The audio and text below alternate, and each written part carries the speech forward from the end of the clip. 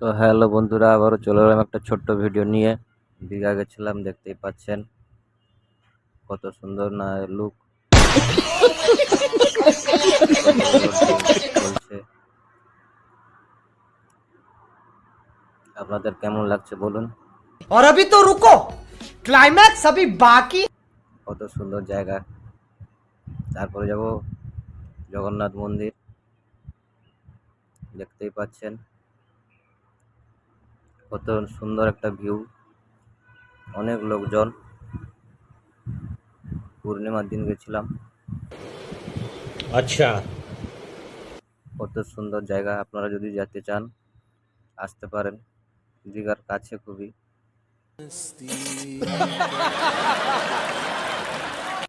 আপনাদের কেমন লাগছে বলুন। प्रोजेक्ट अच्छा लगता है। খুবই সুন্দর মন্দির হয়েছে।